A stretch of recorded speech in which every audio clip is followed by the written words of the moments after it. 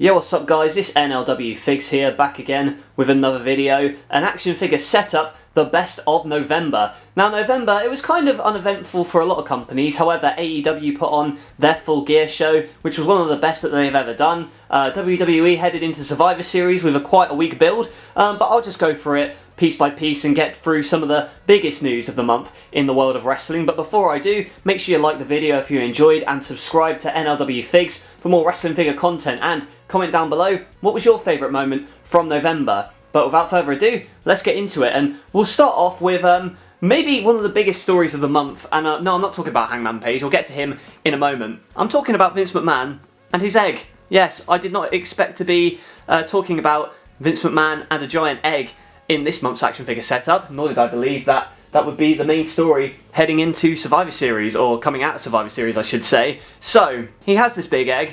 A lot of people expect The Rock to turn up. I personally didn't see it coming, having The Rock come up, but you know, I guess some people did predict it, and it wasn't as if they were hiding it or anything. It looked like they were really trying to promote him and, you know, have him come out at the end, but apparently not. So Vince McMahon's got this egg, gets stolen, turns out, oh, it was just, who was it? Austin Theory stole it? Yeah, that's what happened. Anyway, he got a title match and lost. So a whole lot of nothing, and really makes you feel for the people who watched Survivor Series. But then again, like, you probably should have seen it coming from the way that the show was built up. From what I've heard, it's not been a bad show. It's just, you know, just there. And I think that one of the problems WWE has at the moment is a lot of the stuff feels unimportant. Case in point, this whole egg fiasco, as we'll call it, but I don't want to go on about Vince McMahon and his egg for too much longer. I know it's a basketball, just pretend it's an egg. But we'll move on to something which made a lot of wrestling fans happy, including myself, and that is the coronation of Hangman Adam Page as the AEW World Champion, beating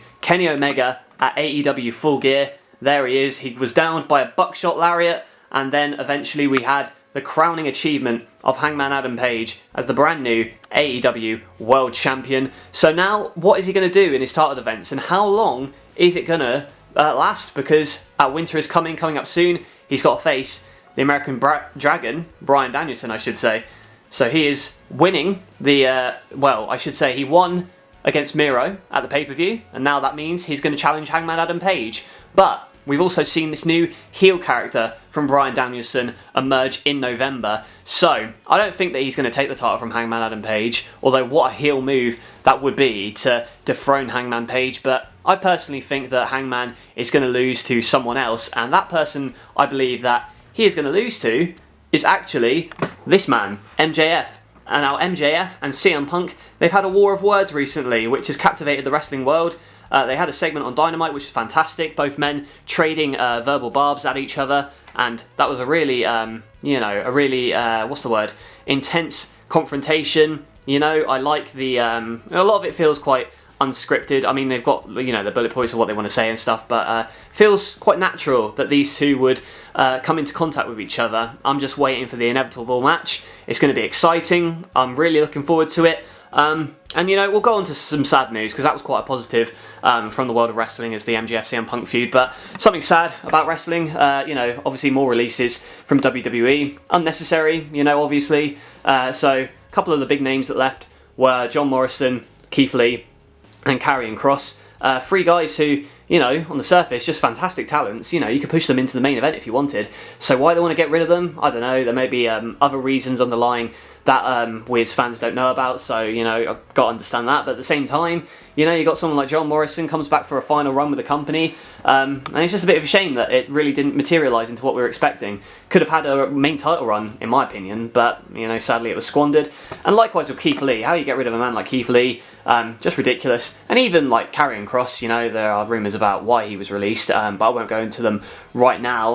All I'll say is, great character. I think that WWE was really kind of lacking in big characters, and I think they struck somewhat gold with Karrion Kross. I know that not a lot of people liked his NXT run, but I personally thought it was a nice change of pace. So yeah, just hoping that everyone who got released, whether that's like Ember Moon, Tegan Nox, all the like, they land on their feet and they do something, you know, on the indies or wherever they end up. Just hoping that, you know, they will find work eventually, because a lot of talent was let go, and it's a real shame. But I'll tell you what, AEW will go on to them. And on a cheerier note, there you see Adam Cole getting his head caved in.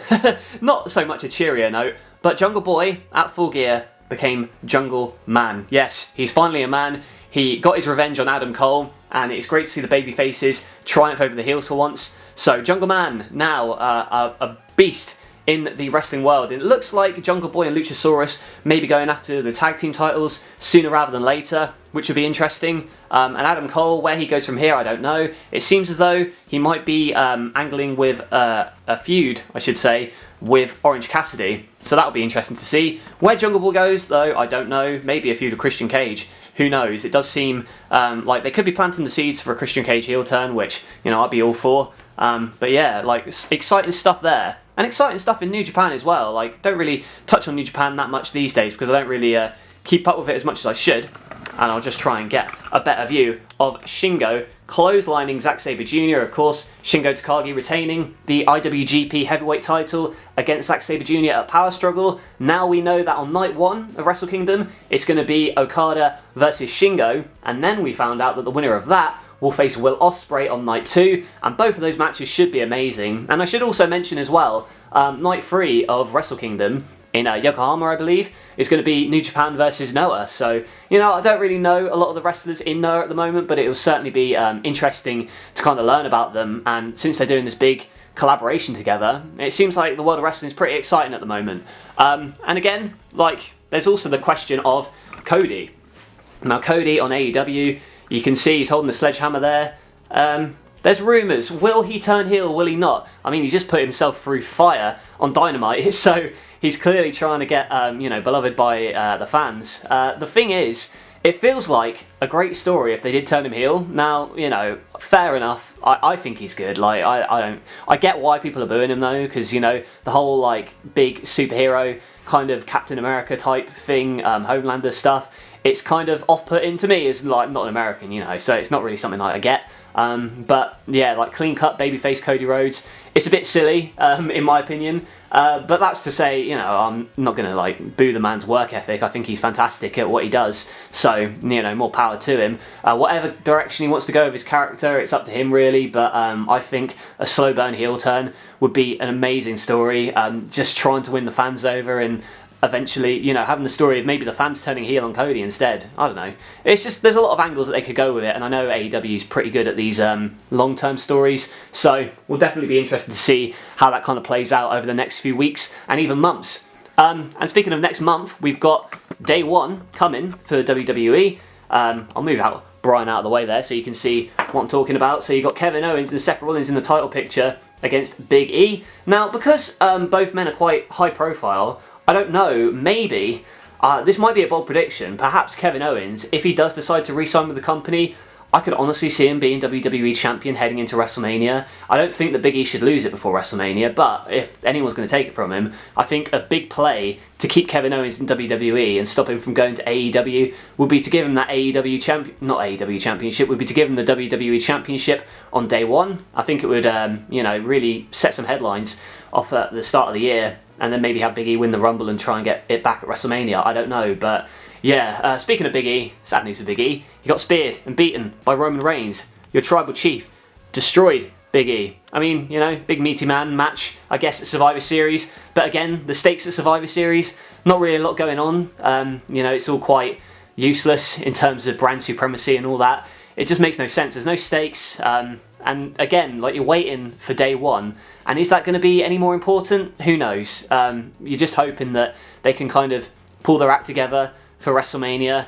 But man, this has been a really bad year for WWE in terms of like creative and just releases and stuff like that. You know, it's really good to see though, because not WWE failing, more so the independent scene thriving more. Sad news about ROH though, still. But even then, like, you've got GCW coming to the Hammerstein Ballroom and making all these like talent acquisitions, not exactly acquisitions, but all these bookings. So you got like the likes of Thunder Rosa, the Briscoes as well in GCW, and with all the released talent from WWE, seems like a good opportunity for a lot of people. And I'm just hoping that, you know, everyone who's been released from their contracts, whether that be ROH or WWE, lands on their feet at some point. But again, like, it's wishful thinking. I'm hoping for the best for everyone, and wrestling outside of WWE is thriving, and that's, you know, at least it's something is positive from November. We'll see what happens in December, but let me know what you thought of the past month of action by letting me know in the comments below. Like the video if you enjoyed, and subscribe to NLW Figs for more wrestling figure content. Remember,